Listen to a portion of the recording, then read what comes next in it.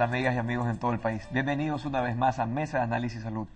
Este es un programa del sistema de radio y televisión de la Universidad Católica de Santiago de Guayaquil. Los saluda como siempre su amigo el doctor Jesse León.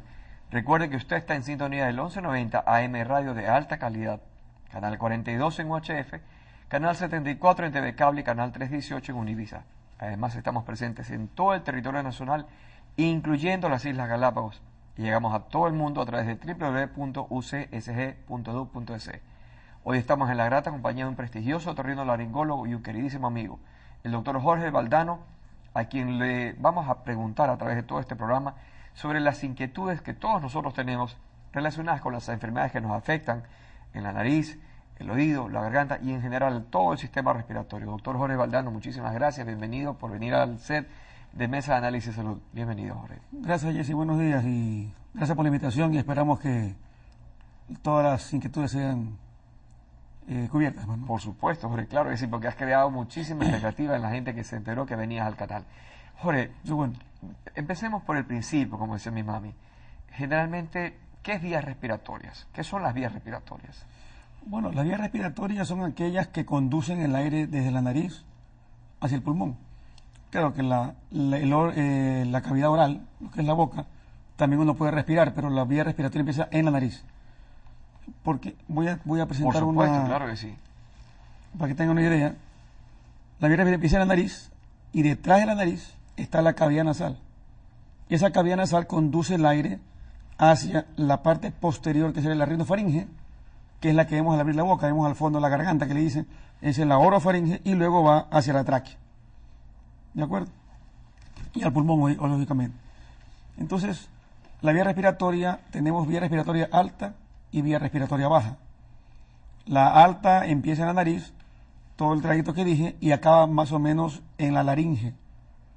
Luego de la laringe viene ya la tráquea y los bronquios, y se considera vía respiratoria baja. Entonces ahí ya son especialistas los neumólogos. Los neumólogos se manejan desde la parte inferior de la laringe, tráquea, hacia pulmones. Tráquea hacia abajo. Y lo que es otorrinolaringología, ¿qué áreas nomás tratan? Todo lo que es la vía respiratoria hasta la laringe. Perfecto. Me dice producción que has traído unos videos, unas imágenes que son muy útiles. ¿Qué te parece si le pedimos a la gente que nos está acompañando en producción que nos facilite las imágenes? ¿Qué es esto, Jorge? Bueno, aquí hablamos para que la gente lea y entienda un poco sobre la fisiología nasal, porque para poder entender las patologías o las enfermedades hay que ver más o menos lo que es normal.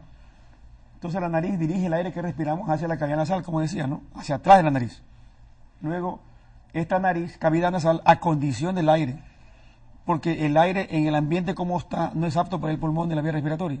Entonces tiene que ser un aire que esté filtrado, que esté humidificado, que se caliente, y a la vez al respirar por la nariz existe un reflejo que se llama nasopulmonar, que es el cual hace que el pulmón se estire mucho más, como los fuelles con el diafragma, para que haya ese bienestar de la respiración. Más o menos la gente respira alrededor de 6 a 60 litros por minuto de aire. Todo depende del esfuerzo físico, de la actividad que estemos haciendo. Y la nariz, la cavidad como tal, por su sistema de presiones atmosféricas, ahorra hasta 5 litros de agua con la humedad al día para el cuerpo humano. Es hartísimo, se ahorra muchísimo. Vamos con la siguiente producción. ¿Qué es esto, Jorge? Tenemos aquí una infección aguda del tracto respiratorio superior, ¿verdad? Como dije, tenemos la nariz, senos paranasales, que son cavidades que están a los lados de la nariz. Tenemos faringe, amígdalas. En este caso ahí tenemos unas adenoides que están en la rinofaringe. Esta es una foto endoscópica tomada en el fondo de la nariz. Si yo con el dedo pudiera tocar las adenoides, estoy tocando la columna cervical para que tengan una idea de la profundidad que está. La profundidad que está eso. ¿Y esa foto la tomaste, Jorge, con qué? ¿Con un endoscopio nasal? Claro, es una foto endoscópica, tomada con cámara y... Tenemos también el oído medio, que se considera como parte fundamental de la vía respiratoria, aunque no es de la vía en sí, pero está en comunicación a través de la trompa de Eustaquio.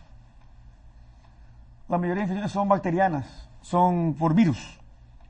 Tenemos el rinovirus, que es lo que más ataca al niño específicamente. A los pequeñitos. A los pequeñitos. Y luego se pueden contaminar con bacterias, hongos o mixtas. Entonces ya empiezan las complicaciones de la... Y la terminación itis depende de dónde está. Si el problema es en las adenoides, adenoiditis, se pueden meter en las amígdalas, amigdalitis, etcétera, etcétera. Si es oído, es otitis. Pero en la otitis tenemos que tener una cuestión de que hay 3 tipos de oído: el oído externo, el oído medio y el oído interno. Básicamente los problemas de la vía respiratoria secundaria a las infecciones que estamos tratando en este momento, que son las partes virales o lo que le llaman del enfriamiento, es en el oído medio. ¿De acuerdo? Perfecto, está clarísimo. Vamos con las demás imágenes a ver qué podemos conseguir allí. Bien, la más común de todas es la famosa gripe o rinitis catarral, que ocurre en la nariz. Y esta se puede complicar a la vía respiratoria porque la mucosa de la vía respiratoria es muy absorbente. Es como que si alguien se le riega en un lugar...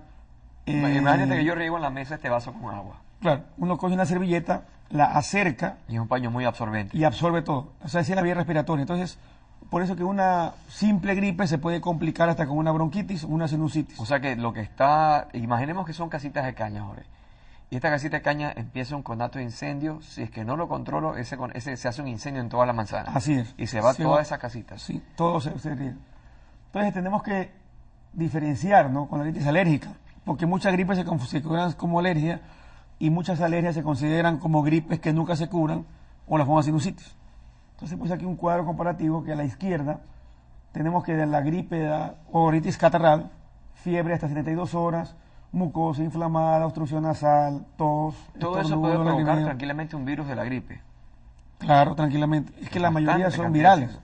Y lo que está a la derecha es básicamente lo que compete a lo que es la alergia. Es simplemente puro cuadro alérgico. Así es. Y ustedes también, los otorrinos, ven muchos niños con alergia, muchas personas adultas con alergia que vienen de repente con la nariz muy congestionada, mucho escozor, mucho prurito nasal. Sí, de hecho, en lo que es los niños, la primera en ver a estas personas son los pediatras. Los médicos generales, médicos familiares, el hospital, y son cuando nos llegan, ya son pacientes que llamamos manipulados, que les han dado de todo, y muchas veces lo tratan como alergia, pero no es una alergia. Entonces hay que tener los conceptos muy claros para poder discernir entre una u otra enfermedad, porque las complicaciones por ejemplo, de una gripe en un alérgico no es igual a una persona que no es alérgica, a pesar de que actualmente la mayoría son alérgicos por las cuestiones climáticas, la alimentación y que todo va cambiando en el mundo. Es impresionante escucharte, Jorge, porque realmente la parte respiratoria es tan necesaria y tan difícil. Yo me acuerdo que el otro día estaba hablando en mi casa y mi esposa me decía, Jessy, que es facilísimo. Mauricio me decía, tú puedes estar 30, 40 días sin comer. Lo dice la Biblia, que eso hizo el Señor Jesús. 5 o 7 días sin beber agua dulce, lo dicen las noticias cuando rescatan a alguien de un naufragio o del desierto. Pero ¿cuánto tiempo puede estar una persona, Jorge, sin respirar aire? ¿Cuánto tiempo más o menos aguanta una persona? ¿1 minuto? ¿1 minuto y medio? ¿3 minutos? Si es un A buen partir del buzo. minuto y medio, 2 minutos, y empieza a haber daño celular. Por supuesto. Entonces imagínate lo importante que es la respiración para nosotros. Sí, Jessy, pero lo importante es la respiración nasal. Nasal. Porque yo también puedo respirar con la boca. Pero el problema es que la cavidad nasal te acondiciona ese aire para que sea óptimo para la vía respiratoria. Óptimo para el pulmonar. consumo humano, como decimos vulgarmente. Así es. Y Que la sea boca, filtrado, que sea húmedo, que sea tibio, que se le quite virus, bacterias, hongos, y el polvo. reflejo nasopulmonar. Y naso pulmonar. Importantísimo. Pero al respirar con la boca no tenemos esa sensación de bienestar. Y además el aire que nos entra es un aire que entra como está en el ambiente. Sin haber sido previamente tratado, por Claro, así frío, decirlo. seco, con el polvo, con lo que tenga. Y eso muchas veces es la causa de muchos problemas laringo-traqueobronquiales. Entonces una persona, por ejemplo, que viene con tos permanente, lo primero que hay que hacer es investigar si respira bien. Obviamente, hay también verla como Otras un todo, posibles no causas. solamente dedicarse a la nariz, pues, ¿no? Porque eso ya caería como el que solamente opera la nariz, quiere operar la nariz a todo el mundo. Nada más. Pero habría que ser bien preparado el médico para que empiece a discernir por otros lados dónde está el problema y dar con la causa. Es importantísimo. Es decir, por ejemplo, si viene alguien que viene y te dice, doctor, no respiro bien, tú investigas por múltiples áreas y empiezas primero con la historia clínica, haces una buena anamnesis y ahí te vas dando cuenta y vas investigando y haces el examen físico, Jorge. Claro, el examen físico, ver cómo está la cavidad nasal, cómo están los cornetes, que son unas estructuras, que son unas turbinas que tenemos en la nariz. ¿Y para qué sirven esas turbinas? Los cornetes están en su interior, tienen venas, arterias y tejido de sostén de los nervios. es una unidad que es la que te calienta y te humidifica el aire. Tenemos otras glándulas mucosas dentro de la nariz que ayudan a humidificar ese aire. Y también direcciona. Antiguamente la cirugía... forma la circulación aérea interna. Claro, porque el flujo aéreo tiene que ser laminar, flujo aéreo laminar. Antiguamente, las personas que no respiraban le sacaban los cornetes. Y estos cornetes, al sacarlos, crea un ambiente de aire turbulento. Entonces la gente, aunque tenga una cavidad muy grande, no respira. Por eso que nosotros antes de operar hacemos un examen que se llama rinometría para ver más o menos cómo están los flujos aéreos y saber a qué lado de la nariz yo le puedo dar más o menos capacidad ventilatoria. Porque si la capacidad de un lado ya está suficiente, no le voy a incrementar, porque entonces le puedo transformar un aire laminar y le creo un problema. Tremendo, tremendo, Jorge. Me dicen que tenemos más imágenes en producción. Sí. Vamos a ver, por favor. ¿Qué es ese caso? Por ejemplo, este es el caso de un paciente con una rinitis alérgica. Entonces son pacientes que llegan que dicen, tengo una gripe que no se me cura nunca, pero realmente su gripe es una alergia. Entonces ahí tenemos, eso que se ve ahí es el cornete inferior, la cabeza del cornete, porque el cornete tiene más o menos 6 o 7 centímetros de largo, y hay 3 de cada lado. Entonces tenemos cabeza, cuerpo y cola del cornete. Esta sería la cabeza del cornete. La siguiente. Siguiente, por favor. Bueno, tratamiento de la gripe. ¿Cómo lo tratas? A ver. Tratamiento de la gripe, a grosso modo, en primer lugar, que pensamos que es bacteria, es viral, no hay que dar antibióticos, porque la mayoría de las personas, cuando llegan a la consulta, dice, yo estuve con gripe y me la corto, se inyectan dos sustancias, que no voy a decir los nombres, porque son comerciales. Claro, no vale. Y dice que con eso se corta la gripe no se la corta nunca. Lo que hacen es, se inyectan balsámicos, o toma medicamentos antiinflamatorios, tipo esteroide algunos, que eso es contraproducente porque puede intensificar la acción viral, y la cortan. La gripe no se corta porque dura más o menos alrededor de 14 días. Si esa gripe normalmente no se cura en alrededor de 14 días, no se la controla, ya pasa a complicarse con bacteriana, entonces ahí ya vienen las complicaciones. Pero básicamente tomar antitérmicos porque es viral, tiene fiebre, mantener una limpieza de las mucosas nasales con suero fisiológico o con vaporizaciones o con nebulizaciones, que se mezcla el suero fisiológico con un mucolítico, puede hacer también nebulizaciones para mantener esa vía aérea limpia de mucosidades y que el aire fluya, porque el aire también ayuda a barrer los mocos. Tenemos como millones de microescobas en la cavidad nasal, porque las células tienen lo que se llaman las cilias, y estas cilias barren el moco hacia la rinofaringe. Se hicieron estudios en Europa que más o menos partieron en 10 o 15 veces una pastillita pequeñita de un edulcorante, y esas micropartículas la pusieron en la cabeza del cornete inferior, y la gente siente el sabor dulce más o menos a los 10-15 minutos. Entonces tenemos un permanente barrido de moco hacia la rinofaringe que se está autolimpiando de polvo y lo que nos hace daño y tóxico. Entonces, si una persona con gripe no se limpia la cavidad nasal, se entorpece el movimiento del cilio porque se llena de moco y se inflama, y eso aumenta el poder de complicaciones con sinusitis u otras cosas. Especialmente en los niños, que sus padres, porque trabajan y están a cargo de una persona que los cuida y no las toma en cuenta, no les parabola, como decimos, y viven con la nariz completamente irritada, da consecuencia a que el niño, la respiración nasal pase a ser bucal y después empieza con tos. Y como el moco es ácido, la nariz se les irrita, se les erosiona y empiezan a sangrar por la nariz. Esos son los niños que sangran frecuentemente su naricita porque se han lesionado. Claro, porque viven con el moco, porque el moco es ácido. Es ácido. Entonces lastima mucho, porque la parte entrada de la nariz es de piel. A los 4 o 5 milímetros ya cambia a la mucosa. Entonces la piel siempre está irritada. Impresionante, impresionante. Veamos qué otras imágenes tenemos, por favor, producción, para poder seguir revisando con el doctor Jorge Valdano. Otitis media no aguda. Sé si hay alguna más sobre la gripe o la catarral. Está clarísimo. Para pasar a la... Bueno, aquí vemos unas imágenes en donde a la izquierda del televidente ve un corte transversal del oído, en donde tenemos el tímpano en la mitad, que es lo celeste, que eso nos divide el oído externo del oído medio. El oído medio lo traje porque se consigue una parte de la vía respiratoria alta que también se complica y nos da las famosas otitis. Y en el lado y hacia la derecha vemos que se llama trompa de Eustaquio, que esa es la comunicación entre el oído medio y la cavidad nasal, la parte posterior. Porque el oído medio necesita tener equilibradas las presiones atmosféricas y tener oxígeno. Cuando las personas viajan por avión o van a la sierra en carro, sienten que se le tapa el oído. Por supuesto. Es claro. porque en la parte alta hay está menos presión. Entonces el oído medio en ese momento tiene más presión que en el medio de afuera. Ese aire que está de más, la presión atmosférica sale por la trompa de Eustaquio hacia la rinofaringe que está en la parte de atrás de la cavidad nasal, se equilibran las presiones y no hay ningún problema.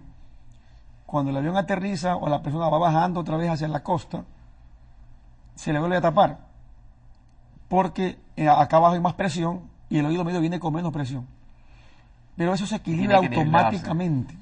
El problema está cuando la gente está con gripe, catarro, o con la famosa otitis media, que ya es la complicación en los niños por lo general de una gripe mal curada, digamos así. En el momento en que ya empieza la inflamación del oído medio, ya se llama otitis media, que hay que darle su apellido, porque la gente dice, tengo otitis, pero ¿cuál otitis? Ahora, esta otitis media que empezó con una gripe es una otitis media catarral, que no hay que dar antibiótico. Simplemente observarlo. El tratamiento es tal cual como una gripe. Antitérmicos, nebulizaciones, limpieza nasal, y eso revierte sola más o menos alrededor de los 10 a 15 días. Un cuidado básico, nada. Básico. Lo que pasa es que van a los médicos, que no son especialistas, hay médicos respetables, lógicamente, Claro. ven otitis media, antibióticos, esteroides, entonces algo que es viral, Se lo complicó. empiezan a dar antibiótico y lo que están haciendo es barriendo, por decir así, la flora bacteriana normal que vive en nuestras cavidades. La gente por lo general está con gripe permanentemente, es un cultivo, tengo una bacteria, pero hay que ver si esa bacteria es un habitante normal en nosotros. Claro. O sea, no toda bacteria hay que darle antibiótico. Y siempre en nuestro cuerpo, tanto por fuera como por dentro, Claro. tenemos bacterias. Tú como cirujano Así abdominal es. sabes que Sabes tenemos que eso la tienes ahí adentro. coli, etcétera, etcétera. No sé si la siguiente podremos ver una... Vamos con la siguiente, por favor, producción. ¿Qué es esto? Esto, por ejemplo, son imágenes tomadas con el endoscopio de tímpanos normales. Eso es como debemos normalmente verla siempre. Claro, lo que está al fondo en la imagen es el tímpano. Y eso que está un poco inclinado sería el mango del martillo que está clavado en el tímpano. Entonces son imágenes normales. Hay Perfecto. tímpanos más transparentes que otros. Hay unos más claros, unos más oscuros, más opacos. Claro, más transparentes, lógicamente. Pero hay tímpanos que son opacos, que se pueden Clarificar, quizás. confundir como una otitis. Ahora, claro, la idea no es de ver el tímpano y diagnosticar, porque hay que hacer otras pruebas. Puede ser, por ejemplo, la prueba del diapasón para ver cómo está la respuesta auditiva, la parte aérea, la parte ósea. Hacer lo que se llama una timpanometría o una impedanciometría para ver cómo está ese movimiento timpánico, si es plano, no está plano, si está excesivamente laxo. Porque normalmente la persona con otitis media, si es un niño, nunca se queja, a menos que ya se vaya complicando y ya le duela. Si ese tímpano, como consecuencia de una otitis media, se estira demasiado, ya empieza a doler. Tal cual un barrito que sale en la cara, que uno se lo toca y le duele altísimo porque está estirada la piel, que está por Hay encima mucha del barro. tensión, mucha presión. Exactamente. Entonces, en el momento en que el niño le empieza a doler y empieza a llorar, pero no sabe por qué llora. Entonces los niños tienen el signo que se empiezan a coger la oreja, lloran y se cogen la oreja. Pero mientras el niño no tenga dolor, no se queja. Por eso es que es bueno que él vaya a su control pediátrico cada mes, Frecuentemente. porque el pediatra es el primero que ve a la criatura y puede detectar un problema que está progresando hacia una complicación. ¿Qué te parece, Jorge, si hacemos un análisis del tema que has hablado hasta ahorita y vamos a que nuestras amigas y amigos televidentes y radioescuchas vayan a hacer la primera inspección de sus llamadas telefónicas, de sus mensajes de textos, de sus correos electrónicos, invitando a todas sus amistades, a todas sus vecinas, a todos sus amigos a sintonizar urgentemente en el 1190 en AM Radio de Alta Calidad o en los demás canales UCSG, Sistema de Radio y Televisión, para que continúen en sintonía con nosotros en el siguiente bloque con el doctor Jorge Valdano. Al volver seguiremos hablando sobre los problemas a nivel respiratorio de la vía aérea superior. Ya volvemos.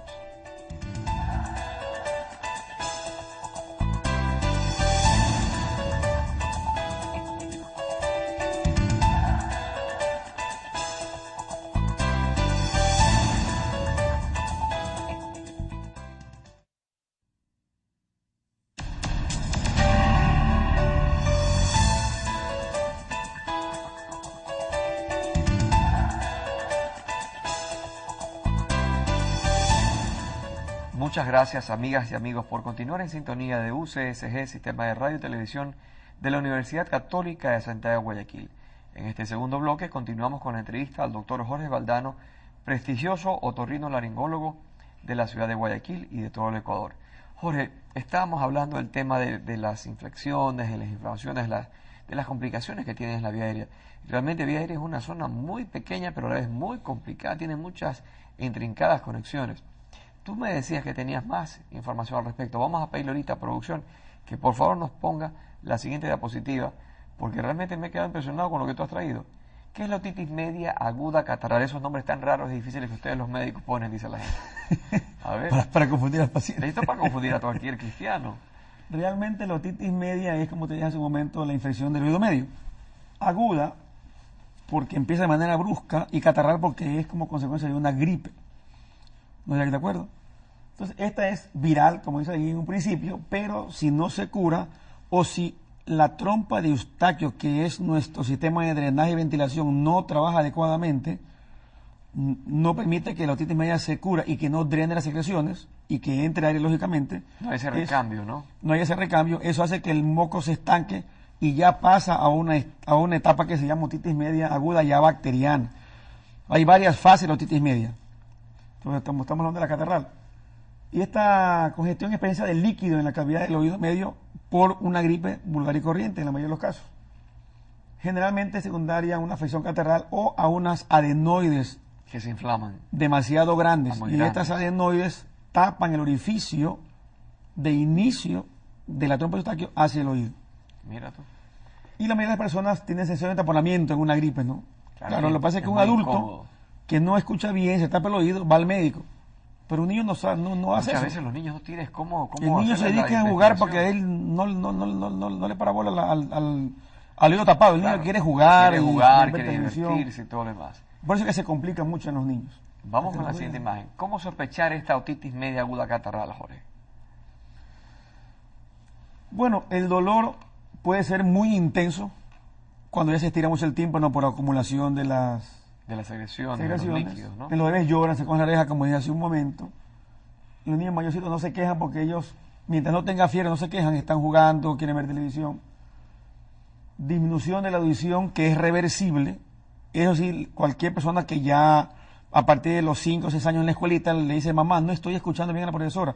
O la profesora tiene que estar pendiente de cómo es el comportamiento de cada uno de sus alumnos. Porque la profesora, en el caso de los niños que no se quejan, es la primera indicada en llamar al país, su niño está atendiendo, algo está pasando, y entonces hágalo ver. Entonces es la primera salvadora, digamos así, claro, que nos orienta. Una gran orientadora, una gran ayuda. Claro. Lo que quería aquí es que esta es la trompa de Eustaquio que nace al fondo de la cavidad nasal, y esta es la que nos comunica con el oído medio.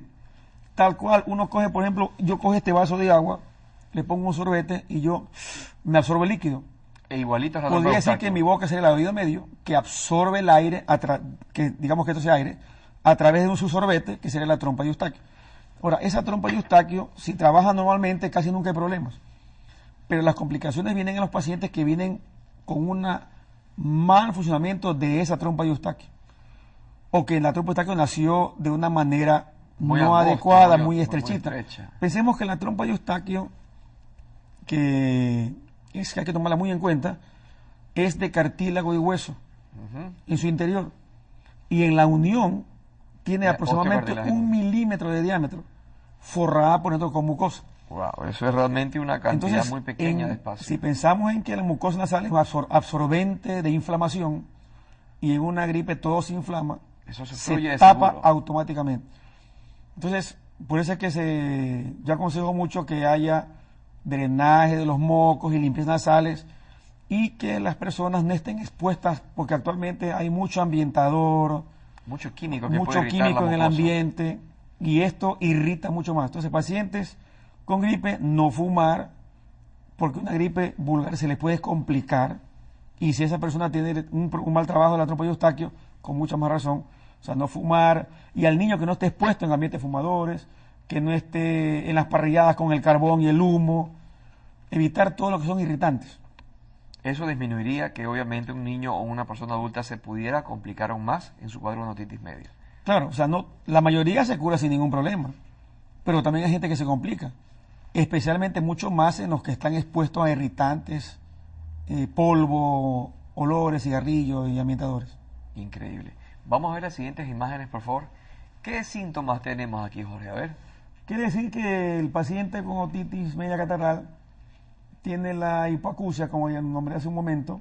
Hipoacusia que escuchas Hipoacusia quiere decir que oye menos, sensación de taponamiento del oído, como que baja la audición. Dice, tengo oído tapado. Le bajaron el volumen a lo que uno escucha. Eso, le bajaron el volumen. Otalgia, porque dice dolor de oído pulsátil, aparece y desaparece. O Va y a veces viene el dolor. va y viene. Y ese dolor a veces lo manifiestan como pinchazos, como que le hincan el oído. Especialmente la gente cuando traga, muchas veces dice, como que se me destapa el oído cuando trago o cuando se lava la boca, y eso ya nos está indicando que hay un problema de tubárico, digamos así. Bueno, congestión nasal, resfrío, y pacientes con otitis media que se están complicando y que ya no tienen gripe y que siguen con la sensación de taponamiento del oído, vemos que a lo que ellos se agachan a coger algo, dice, uy, se me destapó el oído. Es porque el líquido se mueve dentro de ese espacio. Dentro de ese espacio. Y al moverse empieza a liberar tensiones y se empieza a mover el tímpano y pasa el sonido. Entonces, tener mucho en cuenta con esos datos importantes del movimiento de la cabeza cuando se tapa en esta etapa. Muchísimo cuidado. Vamos con la siguiente diapositiva, por favor. Estas son las fases ya estamos hablando, ya pasó la gripe, se está complicando, el paciente sigue con el oído tapado. Y si es un niño, insisto, el pediatra o el médico del niño es el que tiene que verse involucrado en el desarrollo de esta gripe que se está complicando. Muy atento. Ya ¿no? pasamos a lo que se llama OMS, quiere decir otitis media serosa. Vemos arriba que está empezando, vemos un tímpano que está opaco y tiene algo de líquido en su interior. Acá a la derecha ya vemos que está lleno, ya no vemos transparente, ya lo vemos como que hay clara de huevo por detrás, de este del tímpano. Ya sería la segunda fase. Aquí ya tiene que empezar a haber algo de dolor. Y prácticamente el paciente dice, estoy tapado, casi ya no escucho nada. Obviamente el niño no se queja, pensemos en eso.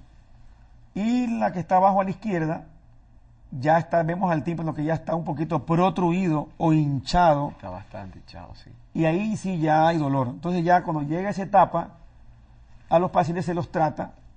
Y si en unas 3 semanas, hasta 5 semanas no revierte, hay que operar.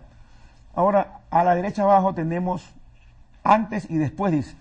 Antes, esta es una imagen de lo que es el oído medio con el ático arriba y abajo la trompa de Eustaquio, cómo se llena de moco. Y a la derecha, cómo debería estar después de un tratamiento. Tranquilamente limpio. ¿No? Claro, porque tiene que estar con aire para que transmitan el sonido. Perfecto. Y lógicamente, estos problemas del oído medio no son autolimitantes, se pueden complicar. Entonces hay que ayudarlos a que se restablezcan. Así es. Mejor. Siguiente, por favor. ¿Qué estás haciendo allí, Jorge? Bueno, aquí tenemos diagnosticando, ¿no? ¿Cómo diagnosticamos? Arriba a la izquierda usamos microscopio porque hay conductos un poco estrechos. Hay a veces cuerpos extraños, ceras, detritos que hay que limpiar con microscopio para poder ver el oído, el tímpano y saber cómo está esa membrana del tímpano. Esa es la que nos está hablando. ¿Cómo está ese oído medio? O pacientes en que no está el microscopio podemos usar lo que se llama una otoscopía electrónica para ver con una cámara y enseñar al paciente, porque muchos pacientes vienen de tantos médicos y ya no creen en nadie. Es que Entonces ella van tiene a ti y mucha le dices, duda, ¿no? tiene este problema y no te creen. Entonces tenemos que valernos de los videos y estas cosas para el paciente, Educarlo y explicarle educarlo su y que caso. entienda su problema, ¿no? Más que todo en las otitis externas, en donde los pacientes no creen el problema que tiene. Claro, este es tema de otra conversación, charla que no es tenemos la que charla no- actual, sí. pero tenemos que armarnos de las imágenes para demostrar al Poder demostrar paciente. qué es lo que tiene cada caso. Claro, porque a veces el paciente no cree la importancia o la complicación que uno le está explicando. Entonces la toma la cosa a la ligera. Entonces tenemos que concientizar al paciente y cuando es un niño, yo le enseño a los padres, si puedo hacerle con la cámara o directamente con ostoscopio normal y corriente, de cómo está el oído del niño para que se preocupen. Porque la mayoría de los padres, actualmente los padres trabajan mucho, padres y madres, y al niño le dan tratamiento de 4 o 5 días, ya se mejoró, déjalo. Entonces ya no le toma la atención que necesita. Y una gripe que se complica con una otitis media, el tratamiento tiene que ser alrededor de 1 mes y medio a 2 meses. Tratarlo como una sinusitis, porque básicamente es una sinusitis, pero del oído medio, podríamos decir así, para que la gente, Para que la nos gente lo entienda. pueda comprender. Nos comprende un poco, sí. Perfecto. Vamos con la siguiente imagen, por favor. Vista endoscópica de adenoides. Claro, aquí tenemos, para entender un poco, el orificio que está a la izquierda de la imagen, que está a la izquierda, y a la derecha de lo que está a la derecha, porque tenemos, a la izquierda es una nariz del lado derecho y a la izquierda del lado izquierdo. Perfecto. Entonces, de ahí nace el orificio de la trompa de Eustaquio. Ese pequeño orificio. Ese es el inicio de la trompa de Eustaquio. Y lo que está en el medio, que está adenoide señalando la flecha. Y abajo tenemos una imagen de una adenoides hipertrófica que se está tratando de meter en la nariz, o sea, las adenoides que se agrandan, que ya dan complicaciones. Ahora, estas adenoides, que aunque no sean muy grandes, por estar tan cerca del rodete que está ahí circundando el orificio de la trompa de Eustaquio, lo edematiza, lo hincha y lo tapa. Entonces, una adenoiditis que puede ser como complicación de una gripe o simplemente como complicación de una infección normal de la vía respiratoria superior, esa adenoides que se inflama bloquea por su inflamación la entrada de la trompa de Eustaquio por edema total. Al hincharse se cierra la trompa de Eustaquio y la complicación de la adenoides es la otitis media. Va directamente a la otitis Va media. directo. No hay por dónde perderse, Jorge. Para nada.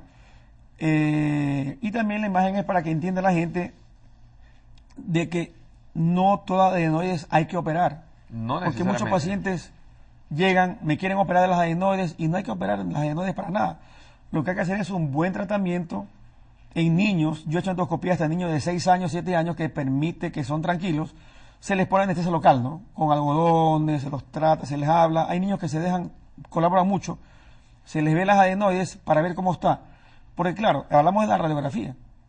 Pero las radiografías tienen imágenes falsas a veces. Porque me tocó hace muchos, tal vez unos 15 años atrás, una paciente con radiografía de las adenoides sumamente grandes, oclusivas, obstruidas, que el niño vivía con la boca abierta, lo que todo el mundo ya sabe de las adenoides. Boca, respiración bucal, moqueadera. Se hace la carita de pájaro. La carita de larga. pájaro se alarga, se protruyen los dientes, la famosa que le llaman fase adenoidea. Entonces, bueno, fuimos al quirófano, se operó la persona, quedó muy bien, inclusive la mamá trabajaba con un colega mío, y a los 7, 8 meses fue al pediatra, el pediatra hizo una radiografía y me fue a ver a decirme, oiga, está otra vez las adenoides grandes. Le digo, bueno, hay una posibilidad de que crezca porque es un tejido linfático Claro que sí. y crece con las adenoides. Además, la cirugía es como un legrado, ¿no? Se saca la capa, pero no puede sacar la faringe entera. Así es. Bueno, hicimos una radiografía y efectivamente parecía grande. Vamos otra vez al quirófano y no había nada. Entonces, ¿qué quiere decir? Que hay personas que tienen el rodete tubárico, el rodete es lo que está dándole la vuelta a la trompa de Eustaquio. Y esa letra a veces es muy grande. Y en una radiografía que a veces no está muy bien tomada, Nos da esa falsa sensación. da esa falsa imagen de adenoides grandes sin ser. Entonces, ¿cuántas personas se operarán Innecesariamente. innecesariamente? Ahí es cuando yo aconsejo y lo practico que en pacientes en quienes tenemos una sospecha muy alta de una presunción quirúrgica, meter el endoscopio y estar seguros de que hay una adenoides grande. Eso me confirma 100% el diagnóstico. Ahí no hay duda, no hay duda para nada. ¿Lo confirma o lo rechaza el diagnóstico? Porque estamos viendo directamente cómo está el cabo o la rinofaringe de esa persona. Está clarísimo. ¿Qué tal si ponemos las siguientes, por favor? Bueno, y en el caso de las personas en que tienen que ir al quirófano a pesar de haber el tratamiento y todo el asunto, lo que le llaman los famosos diabolitos o tubitos en el tímpano, Ajá. a veces hay mucho temor, mucho miedo, pero simplemente se hace una pequeña incisión porque el tímpano es radiado, se lo ve en el microscopio, Ya. como los rayos de una bicicleta. Entonces se hace la incisión a lo largo de esas radiaciones, como está a la izquierda, y a la derecha se coloca un tubito de ventilación. ¿Y con eso qué consigues? Con eso conseguimos drenar el oído. ¿Por qué? Porque cuando la otitis media, sea catarral, que en un principio fue aguda, Por supuesto. y luego con tratamiento ya se quedó en otitis media serosa, que no se evoluciona porque el moco sigue estancado, quiere decir de que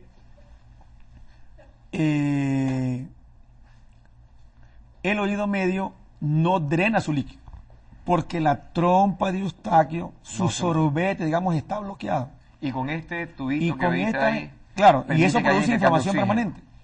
Al drenar el oído medio, permitimos de que el oído se ventile para que se recupere su inflamación Desinflama y la trompa trompa de Eustaquio. Eustaquio desinflama y todo empieza a revertir. Y usualmente este tubito, esta corneta que tú has colocado aquí, ¿cuánto tiempo la dejas en el niño?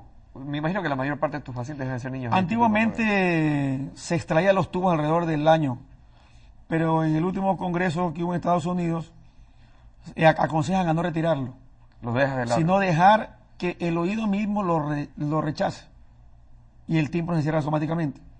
Ahora, si en un niño que se colocó el tubito de ventilación que tiene en la luz, en la parte interna, 1.1 milímetros de diámetro, hay unos tubos que tienen 0.9 milímetros de diámetro.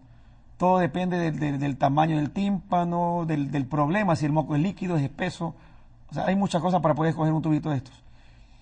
Si no se sale el tubo, digamos, de manera natural, alrededor de año y medio, 2 años, hay que retirarlo. Perfecto. Claro.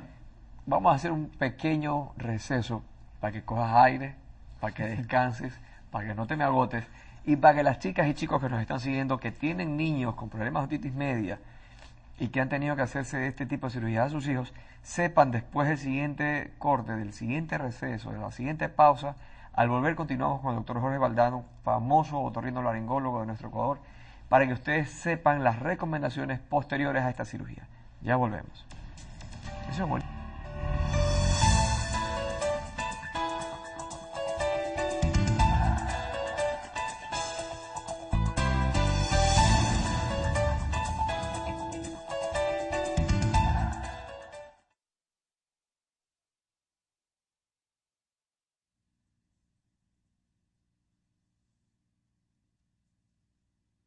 Moscas aquí, el hombre del Salvador del canal. ¿Ah? Qué manera, oye, por eso grandota, era un dedo ahí. Y te vino así. Pum, me vino dando la patada.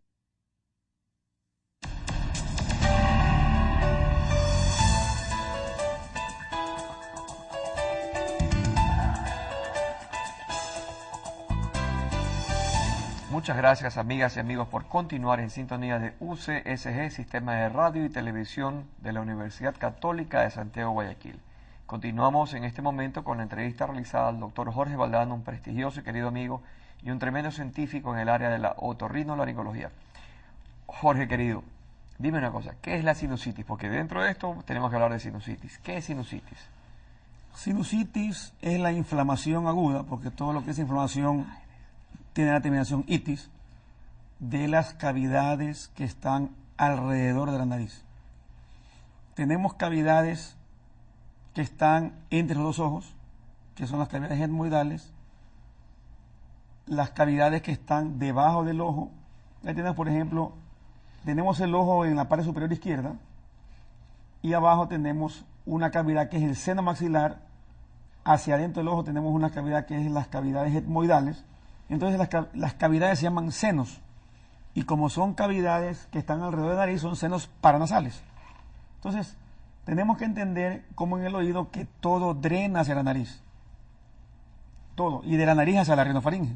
Así vemos como esas flechitas hacen de que todo el moco que se produce en la cavidad maxilar salga hacia la nariz por su orificio de drenaje. Entonces, cuando este orificio normal de drenaje y ventilación se tapa por cualquier inflamación, en este caso digamos que es una gripe, hay ya la inflamación que se llama sinusitis. De hecho, todas las personas con gripe tenemos sinusitis. El asunto está en diagnosticarla, si esta sinusitis, qué hacer con ella. Entonces todo depende del diagnóstico correcto que se haga frente a esta situación. Perfecto. Vamos con la siguiente imagen. Aquí están los síntomas de la sinusitis.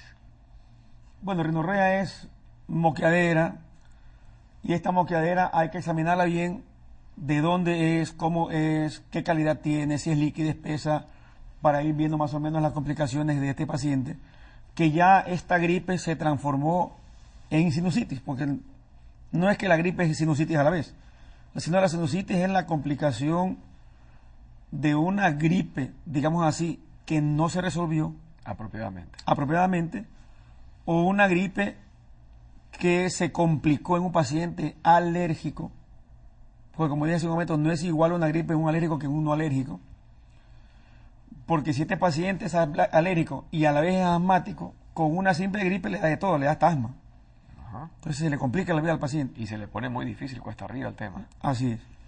Entonces esta sinusitis que ya se instaló como tal, que ya pasó los 15 días de la gripe normal, hay que tratarla como tal y averiguar la causa.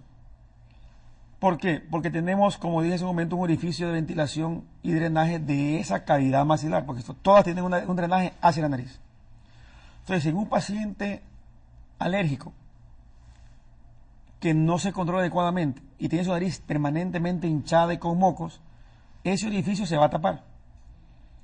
Y aunque no tenga gripe, le va a dar sinusitis como complicación de un mal control de su alergia.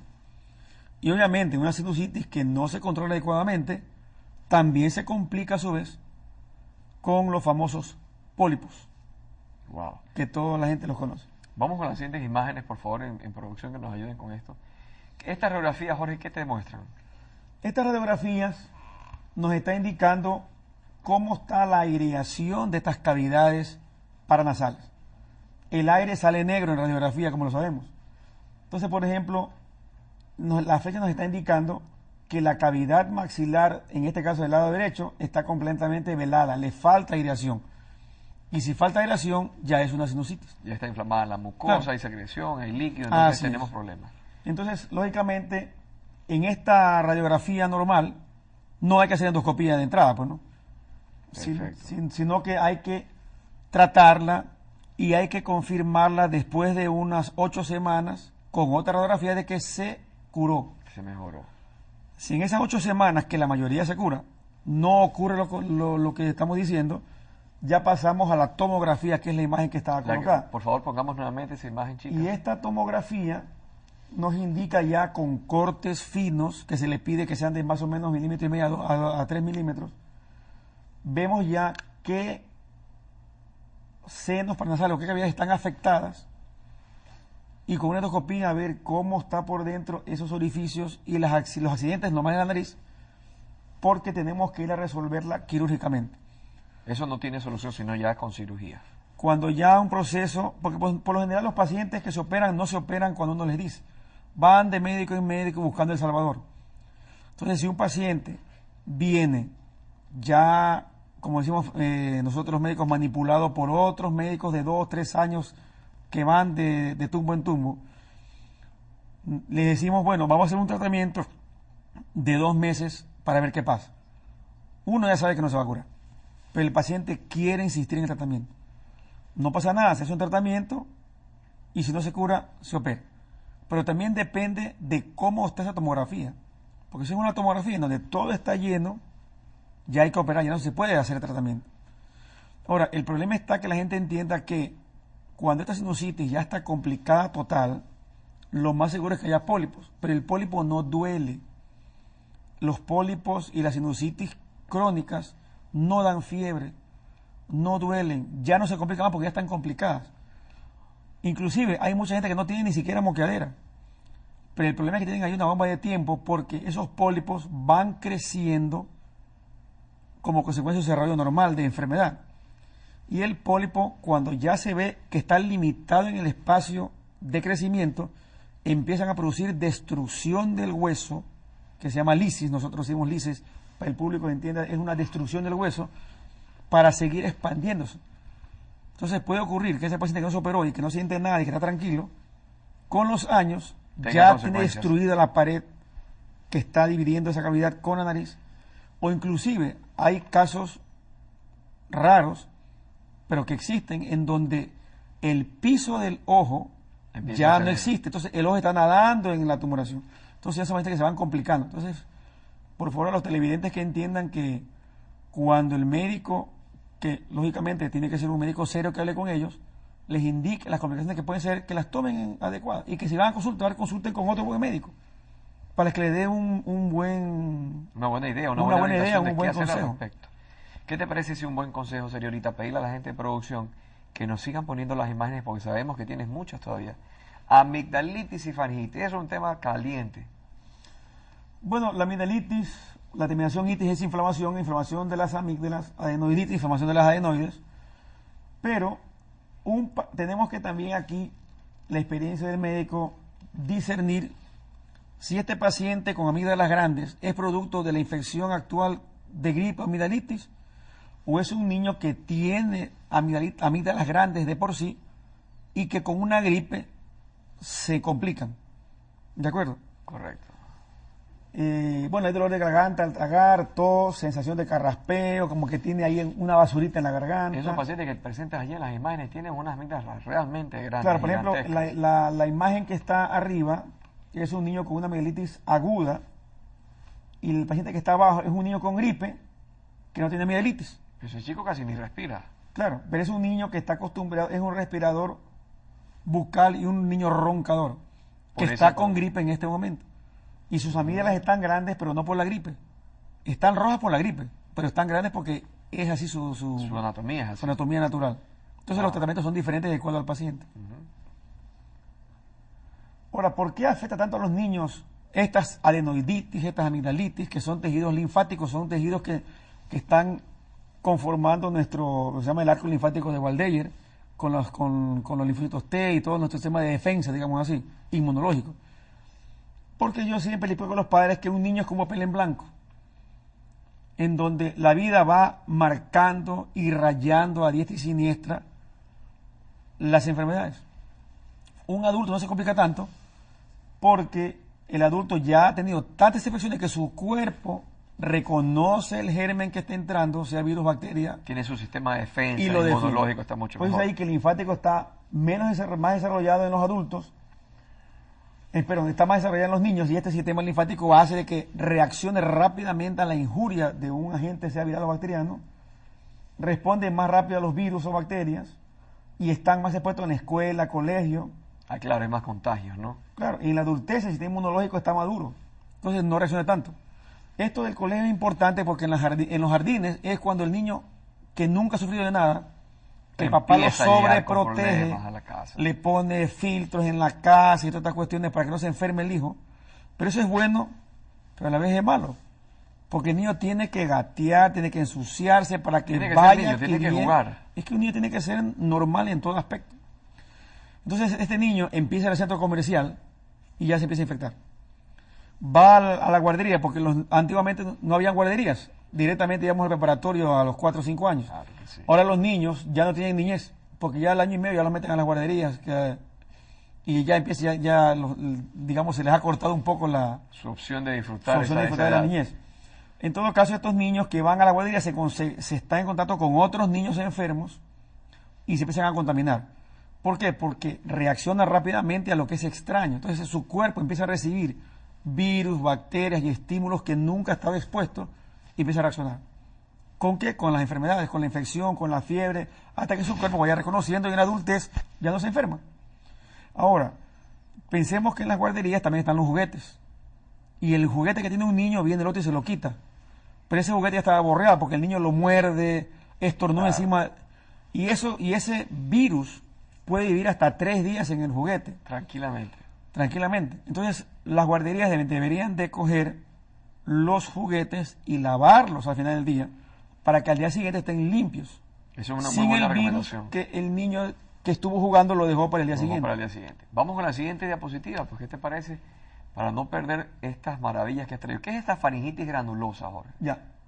La faringitis granulosa es la inflamación crónica de la garganta, en donde esta garganta se altera su anatomía natural y se hace como gránulos, como se ve al final, unos granulitos. Eso es típico de las personas respiradores bucales. Especialmente en niños es muy frecuente ver, pero ya un niño de 8 o 9 años ya se lo ve, porque son niños que tienen un problema respiratorio nasal en donde no se han dado cuenta y viven respirando con la boca abierta, especialmente en los adultos. Y en los adultos también es un problema secundario de reflujo gastroesofágico. ¿Y esto, Jorge? Esto ya es una rinofaringitis, porque pensemos que la faringe es una sola desde la nariz hasta antes de llegar a la laringe. Tenemos rinofaringe, orofaringe, hipofaringe, ¿no? Como decir el primer piso, la pared de un edificio que es la misma por fuera, pero por dentro tenemos primer piso, segundo piso, tercer piso. Tenemos la orofaringe, en donde vemos pus, pero esa pus viene de arriba. Entonces tenemos que ver si esa pus viene de las adenoides o viene de una sinusitis que está drenando hacia la nariz, porque pensamos que la nariz drena todo hacia la cavidad posterior que es la rinofaringe y por ende hacia la garganta y se la traga el niño. Entonces esto nos indica, por ejemplo, una infección aguda, pero cuando viene un niño que la mamá nos dice vive con gripe, siempre estornuda y le vemos eso, entonces esto ya es un problema crónico. Entonces hay que empezar a descartar otras enfermedades. Vamos con la siguiente para descartar cualquier otra cosa que nos escape. ¿Qué tratamiento le doy a estos casos? En el tratamiento de estas amigdalitis, adenoiditis, pero que son recientes virales, antipiréticos líquidos, antiinflamatorios, pero hay que descartar el dengue, que está ahora muy en auge, porque si le das un antiinflamatorio a un niño con dengue, le produce un sangrado y le complicas. Se complica feísimo. Entonces, no dar antiinflamatorios hasta que el niño tenga aproximadamente un descarte de dengue. Ahora, hay que esperar más o menos una semana, 6 días, para hacer una prueba de dengue, porque si la haces antes, sale negativa. Entonces hay que tener mucho cuidado con los antiinflamatorios no esteroideos. No esteroideos, sobre todo en estos niños. Gargarismo, lógicamente, pero el problema de las gárgaras... A veces los niños no la saben hacer. No la saben hacer, y si es un niño grandecito que el papá le dice, haz gárgaras con tal cosa, recordemos que los gargarismos son antisépticos de la cavidad oral. Claro que sí. Entonces estamos matando nuestras bacterias que viven con nosotros y vamos a crear una alteración, digamos así, de la ecología de la boca y a crear otros problemas.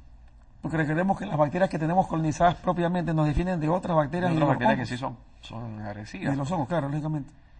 Qué bien. Vamos con la siguiente, por favor. ¿Qué son los roncadores, Jorge? A ver, eso es un tema que es caliente también, que aquí a todos nos interesa. Los roncadores son las personas que producen sonido al dormir. O hay pacientes que están sentados y están roncando. Y eso dice los roncadores y las IVAs. No es el impuesto que uno tiene que pagar al valor agregado. Eso ya es lo clarísimo. ¿Qué es el roncador y la infección de las vías altas respiratorias, ¿no? Perfecto. Ahora, es importante porque un paciente roncador, cuando se complica con una gripe, se obstruye mucho más. Y puede llegar a la famosa apnea nocturna. Hasta en los niños ya existe apnea nocturna. Los chicos ya dejan de respirar, entonces. Así es. Entonces, básicamente es porque el tono muscular, que es la dureza del músculo, disminuye durante el sueño y hace flacidez en la garganta. Ya voy a explicar más tarde. Dice, lengua cae hacia la hipofaringe, o sea que la lengua, cuando uno duerme, se va hacia atrás, produciendo obstrucción del paso del aire. El paladar y la úvula de las amígdalas golpean contra el paladar alrededor de unas 30 a 40 mil veces en toda la noche. Y hay edema, congestión e infección al empeorar el cuadro. Explico esto, quiere decir que los pacientes que roncan naturalmente, en primer lugar el ronquido es un sonido. Es como la gente cuando escucha aplaudir sin ver que están aplaudiendo, ya sabe que porque es el sonido típico del aplauso. Entonces el ronquido es el golpe permanente del paladar, campanilla y a veces las amígdalas contra la lengua. Entonces golpea más o menos 30, 40 mil, 50 veces en toda la noche y el paciente amanece cansado porque no ha dormido bien, con dolor de garganta, con la garganta seca, con carraspeo y con tos. Esto se va complicando hacia la adultez. En el caso de los niños, que son los más afectados y que estamos tratando ahora, este ronquido por lo general es porque el niño no respira por la nariz. Paciente que ronca hay que de entrada ir a descartar cómo está su respiración nasal. Entonces uno corrige la patología nasal y el ronquido automáticamente disminuye drásticamente hasta un 60%. Ahora, la mayoría de los pacientes, el 70% de las personas roncan normalmente, de manera natural. Ya con este ronquido se va complicando, es que ya hay que hacer tratamientos quirúrgicos para ayudarlo a que deje de roncar. Y de repente una persona que ronca, aquí por ejemplo tienes esas imágenes, ¿podrías explicarlo? Esto de aquí, por ejemplo, que en la parte 1 dice respiración normal, en donde el aire entra mucho más por la nariz y menos por la boca, porque la respiración es nasal, Claro que que sí. se convierte en nasal y oral en la noche. Vemos cómo va hacia la izquierda, que va yéndose hacia el pulmón. En el número 2 ya vemos cómo el paladar, que es lo que está en la mitad salina que divide la nariz de la boca, ya está chocando con la parte posterior y ustedes ven cómo el flujo de aire, la flecha que está arriba, tiene más aire y abajo ya entra menos aire al pulmón. Y el número 3 ya es la obstrucción total, lo que le llamamos la sleep apnea o la apnea del sueño, en Apnea donde del sueño. el paciente está bloqueado por la lengua, por el paladar y el aire no pasa a la hipofaringe. Eso se ve sobre todo mucho en pacientes obesos, Jorge. Sí, pacientes obesos, lógicamente. Entonces, tenemos que al paciente que ronca, valorarlo como un todo. Si es diabético, es hipertenso, problemas cardíacos, porque el ronquido crónico en los adultos y no en todos los niños, se complica apareciendo hipertensión arterial o complica una hipertensión que ya tienen. Pensemos que también hay niños hipertensos, hay niños diabéticos. Hay niños diabéticos ahora. Y también se tenemos complican con la cuestión. La escolaridad afecta en los niños. El niño empieza a no atender, dice el niño vago, y lo que pasa es que el niño no es que es vago, sino que está somnoliento porque no duerme eso. No ha adecuadamente. dormido bien, no ha podido Y recuperarse. un adulto causa accidentes de tránsito y todas estas cuestiones del trabajo, porque se queda dormido. Ahora, el diagnóstico tiene que ser muy preciso, porque si yo diagnostico mal, aunque el tratamiento que haga está bien para ese diagnóstico, no va a tener un efecto adecuado porque el diagnóstico está todo completamente errado. Me dicen en producción que tenemos, vamos a pedirle a producción que pasen un poquito Aquí más tenemos rápido. obesidad, por ejemplo. La obesidad, todo obeso ronca, Es roncador. pero también hay pacientes que yo tengo esqueléticos que roncan mucho. Si me puedes poner el anterior, por favor. Tenemos a la derecha una paciente en que vemos que el mentón está muy para atrás. Entonces, pacientes que tienen retronatismo, también roncan porque la lengua está más hacia Muy posterior retraída. y golpea contra la garganta. Y estos casos, Jorge, Aquí tenemos imágenes, por ejemplo, de pacientes que roncan. Arriba a la izquierda es un paciente con unas amígdalas gigantes que casi no se ve la garganta, no tiene espacio para casi no respirar. tiene espacio. El paciente arriba a la derecha, amígdalas son muy pequeñas, pero en cambio la posición del paladar es tan largo Es muy que no se afectado. ve la garganta. Claro que sí. El paciente de abajo a la izquierda es un niño que son amígdalas pequeñas, el paladar no es muy largo, pero que ronca porque tiene la lengua muy alta, muy grande. Ujú. Y el de abajo a la derecha son pacientes que se chupan el dedo, Y y este hacen es un una- adulto, y hace un paladar muy alto. Entonces este paciente tiene obstrucción nasal porque el piso del techo está muy arriba, y lengua grande porque viene con la boca abierta, y la obstrucción de la parte de la faringe.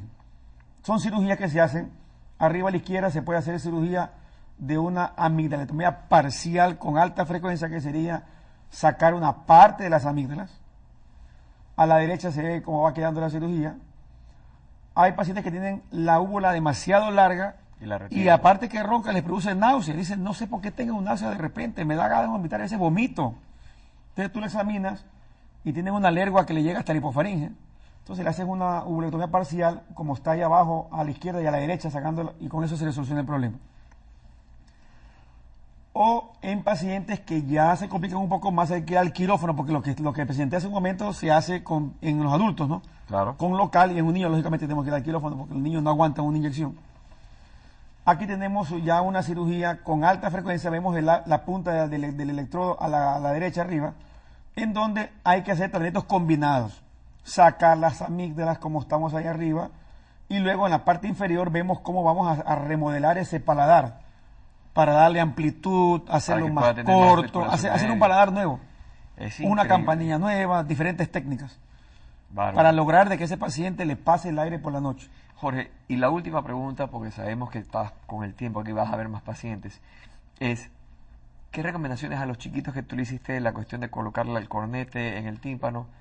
¿Qué le dice? Bueno, Ya, si viene una madre y te los pregunta, tubos de ¿qué? ventilación. Los tubos de ventilación esos. Lo importante es que el niño no le entre agua No a la piscina, no al río, y, no al mar. y controlar mucho la alergia.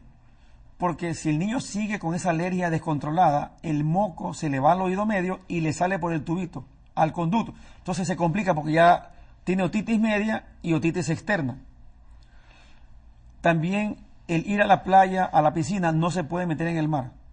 Porque el agua que les entra al conducto entra por el huequito al oído medio y como el agua es sucia, se le infecta el oído medio.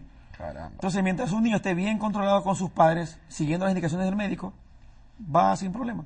Yo creo que eso está clarísimo, pero ¿sabes qué? Lo que está claro, Jorge, es que nos quedó muy poco tiempo. Vamos a tener que pedirte que aceptes una próxima invitación a este programa en Mesa Análisis Salud, porque lo que está claro es que toda cirugía tiene un inicio, tiene un final. Lamentablemente el programa también tiene un final.